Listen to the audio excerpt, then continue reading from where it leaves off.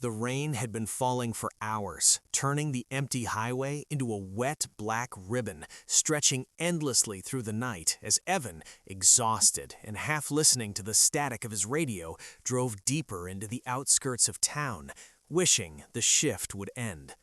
At 2:27 a.m., when the world felt abandoned and unreal, his phone pinged with a new ride request. Passenger name Marie.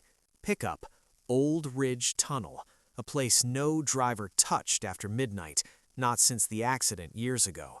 But the night had been slow, and with rent due, Evan forced himself down the narrow road leading toward the tunnel. His headlights cut through the fog and illuminated a lone woman standing inside the entrance. Long black coat, soaking hair, pale face, unmoving.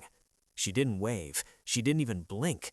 When he unlocked the door, she slipped into the back seat silently, without the rustle of wet clothes or dripping water. "Marie?"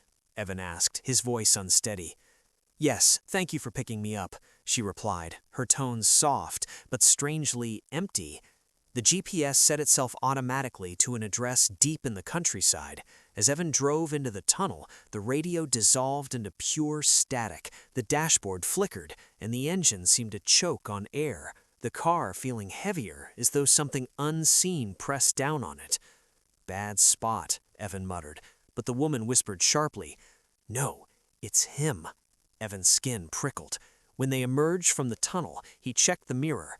Marie was still staring forward, hands folded, face pale, but dry, too dry for someone who had stood in pouring rain. Trying to break the tension, Evan asked, "Long night?" She slowly turned her head, her voice barely audible. "I've been waiting a long time." Before he could ask what she meant, the road ahead curved and a figure appeared, standing dead center in the lane. Evan slammed the brakes. The man turned toward them with lifeless, wide, watery eyes, his clothes soaked as though he had drowned. Marie whispered urgently, "Don't stop," but Evan already had. The man stepped closer, leaving no footprints in the rainwater.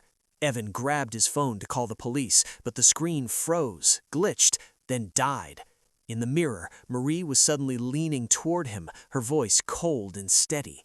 "He died in that tunnel," she whispered. "He was my fiancé. We crashed. I begged him to slow down. He didn't listen. He never saw the wall. He died instantly. I didn't." Evan felt the breath leave his chest. The drowned man outside pressed his face to the window, fog forming even though his skin looked icy blue, and the windshield suddenly cracked from the center outward, as if struck by a force Evan couldn't see. The headlights flared with blinding white light. Evan squeezed his eyes shut, then everything went silent. When he opened them, the road was empty. The drowned man was gone. Marie was gone. The back seat was completely dry. His GPS blinked. Ride complete. 5 stars. His phone buzzed with a message from an unknown number. "Thank you for taking Marie home."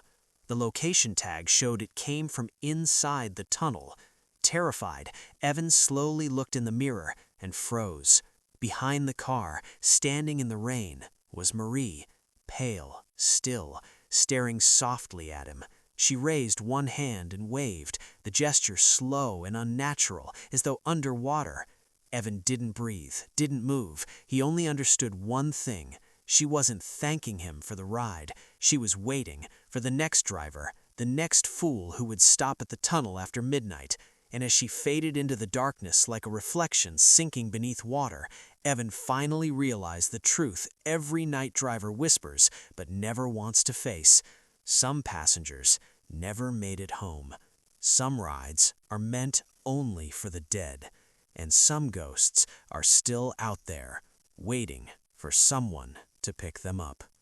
The highway was empty except for Liam's taxi, its old engine humming as he drove through the outskirts where the streetlights thinned and the darkness felt heavier than night should ever be. It was 3:11 a.m., the hour when tired minds slip between reality and dream, when the world feels hollow and strange, and Liam only needed one last ride before clocking out. His phone buzzed with a request, pickup Ashmore Road, a place he avoided because the town had shut it down years ago after a landslide buried half the hill. But the map insisted there was still a road there, and the request kept flashing like someone was desperately trying to reach him. Against his better judgment, he turned off the main route and followed the narrow, cracked pavement into a stretch of forest, with the trees pressed in tightly, their branches clawing at the roof as wind moaned through them. His headlights finally revealed a woman standing alone at the edge of the collapsed road, dressed in a pale hospital gown, her hair long and tangled, her bare feet covered in mud. When she stepped into the taxi, the temperature dropped so sharply Liam's breath fogged the windshield. "Thank you," she whispered, her voice quiet and wrong, like someone remembering how to speak. She gave him an address near the old Ashmore Clinic, abandoned after a fire, though the clinic had been sealed for years. As he drove, the shadows around her seemed too still, as if the night refused to touch her. Liam glanced at the mirror, and for a split second her face flickered, not changing but glitching, turning blurry like a corrupted photo. When he blinked, she was normal again, staring straight ahead with hollow eyes. The GPS rerouted on its own, guiding them deeper into the woods until the road vanished completely, and yet the car kept moving as though the ground beneath them wasn't real anymore. The woman spoke suddenly, monotone. "I never made it home." Before Liam could ask, the world outside shifted, the forest fading into the charred ruins of the old clinic driveway. The taxi rolled to a stop in front of the burned entrance. The woman leaned forward, her cold hand resting on the seat. "He left me here, alone, in the fire," she whispered. "I want to go back." Liam's heart slammed in his chest. "There's nothing there," he said, voice shaking, but the woman smiled faintly, a sorrowful curve of lips. "For you."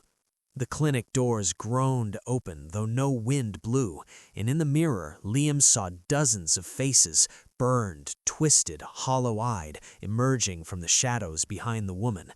Patients, staff, every soul that never escaped the fire.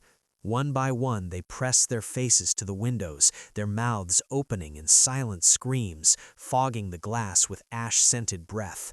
Liam panicked, slamming the car into reverse, but the steering wheel jerked violently, twisting under invisible hands. The engine died. Darkness swallowed everything. When the lights flicked back on, the woman was gone. The back seat was empty, the door wide open. His phone buzzed. Ride complete. Then another message appeared from an unknown number. "Thank you for bringing her home." Liam's blood turned to ice, because in the mirror, standing among the burned silhouettes in the clinic doorway, was the woman in the hospital gown, watching him with hollow eyes, her mouth curling into a small, grateful smile, before she whispered words he heard inside his skull rather than through his ears. "Drive safe. There are others who still need a ride." The clinic doors groaned shut, the forest vanished, and Liam found himself alone on an empty road miles away, engine running, no sign he had ever left the highway. Only the faint smell of smoke and ash in the back seat assured him it had been real. And from that night on, every time his phone buzzed after midnight, he felt his hands tremble, because he knew some passengers weren't calling from the world of the living.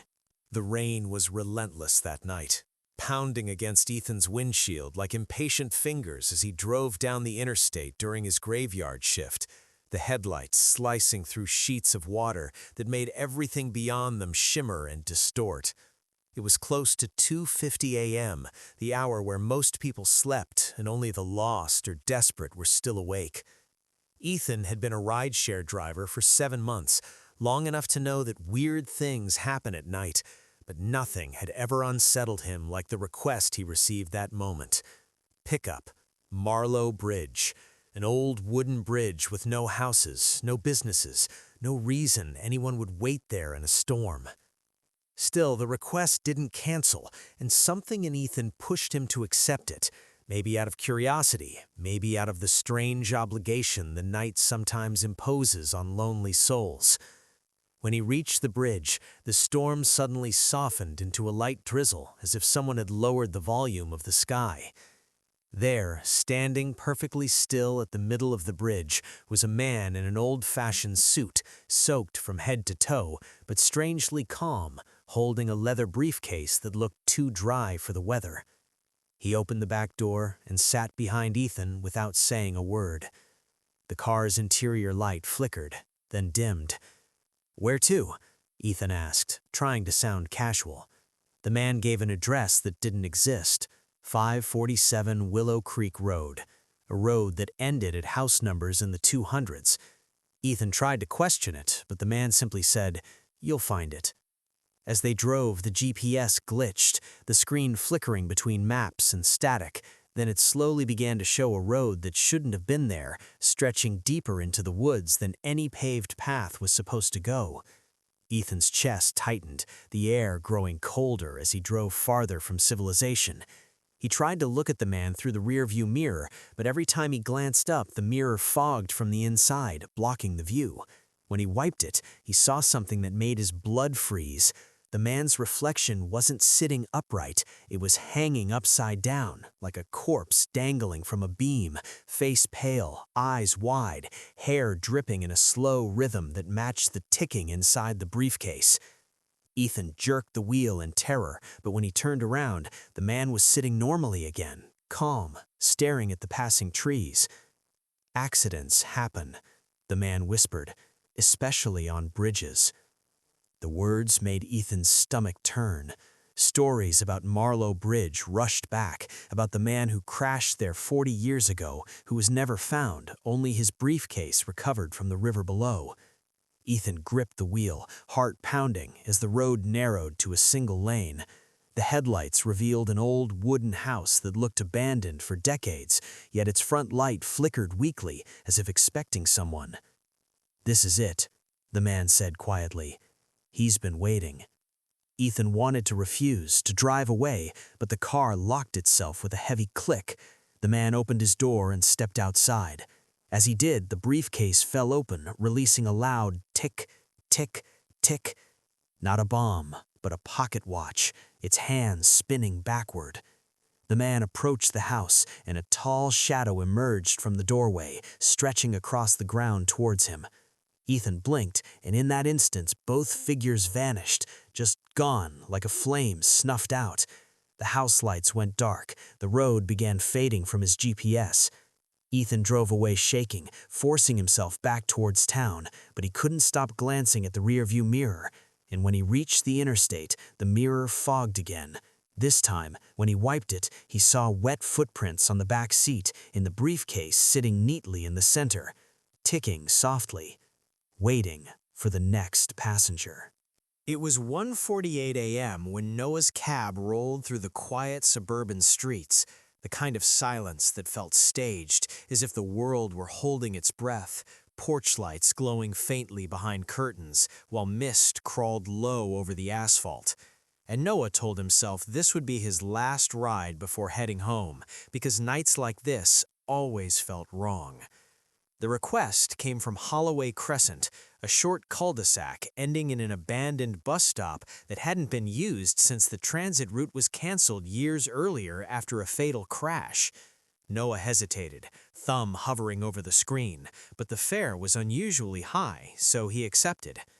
When he pulled up, the streetlight above the bus stop flickered weakly, and beneath it sat a young boy on the bench, maybe 10 or 11 years old, wearing a school jacket far too thin for the cold, his shoes muddy, his hands folded politely in his lap.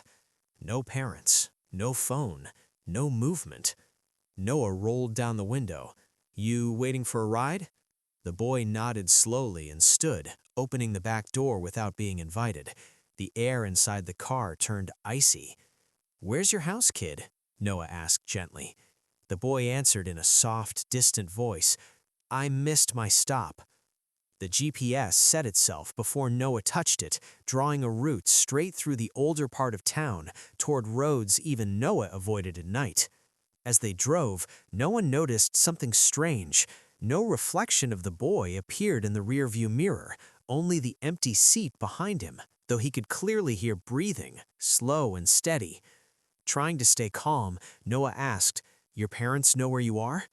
The boy replied, "They were on the bus," and after a pause added, "They didn't wake up." A chill crawled up Noah's spine as memory surfaced. News reports from years ago about a late-night bus accident on Holloway Crescent, the vehicle veering off the road, killing everyone on board, including a child whose body was never found. Noah's hands trembled as the GPS directed him toward the crash site, now sealed off and overgrown. "I can't go there," Noah whispered, but the car slowed on its own, tires crunching over gravel that hadn't been disturbed in years. The boy leaned forward, his voice suddenly close to Noah's ear, though the mirrors still showed an empty seat. "This is where I fell asleep," he said. The headlights illuminated the rusted remains of a bus stop sign bent at an unnatural angle. The engine stalled. Silence swallowed everything. Noah squeezed his eyes shut, heart hammering. When the engine roared back to life, the air warmed instantly. The GPS reset. The back seat was empty. Relieved and shaken, Noah drove away, convinced exhaustion had played tricks on him. The next morning, while cleaning the cab, he found something wedged beneath the back seat, a small, mud-stained school jacket. Inside the pocket was a bus ticket dated 10 years ago. Since that night, Noah refuses any ride after midnight because sometimes, when he checks his mirror, he swears he sees a small hand resting on the seat, waiting to be taken home. It was just past 3 a.m. when Daniel accepted the ride, not because it paid well, but because the app kept refreshing the request again and again, like it was begging him to notice, the pickup location blinking on his screen as Route 611, a road Daniel knew for a fact had been erased from maps years ago after a sinkhole swallowed half a mile of it along with 3 cars that were never fully recovered.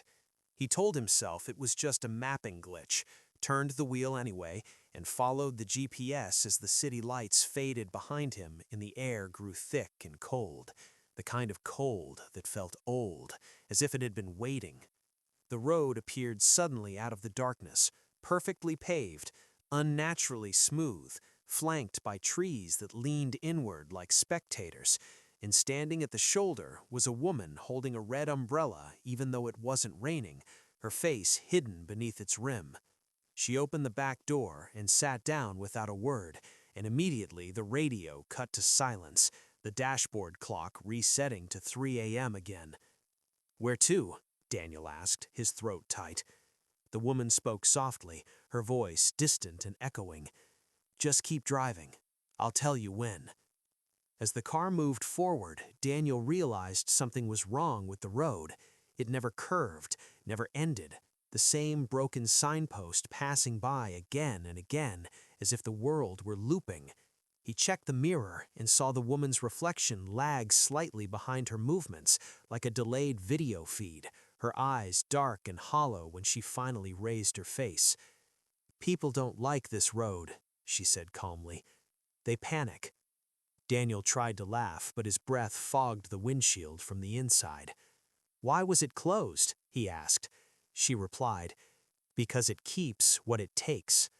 The headlights flickered, revealing shapes ahead, cars half sunken into the asphalt, doors open, headlights still glowing, drivers frozen inside with expressions of pure terror etched into their faces like statues. Daniel screamed and slammed the brakes, but the car didn't stop. The speedometer stayed at 0 even as the scenery rushed past faster and faster. "Let me out!" he shouted.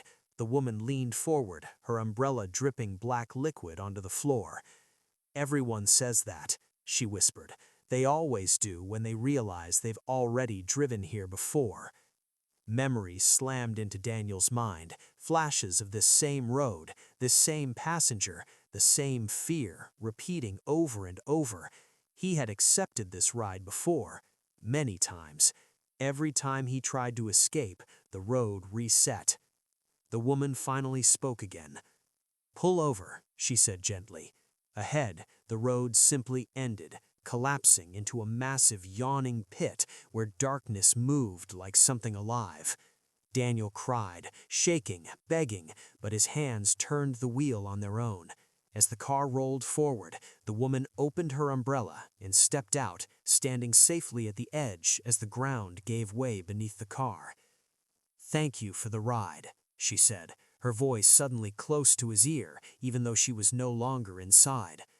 Daniel jolted awake in his driver's seat on a city street at dawn, heart pounding, the app open on his phone as if nothing had happened, until he saw the mileage counter had increased by hundreds of miles, and the pickup request reappeared on his screen once more. Route 611. Passenger waiting. Somewhere deep underground, an engine roared, tires screamed, and the road that didn't exist opened itself again, patient and hungry, waiting for Daniel to accept the ride one more time.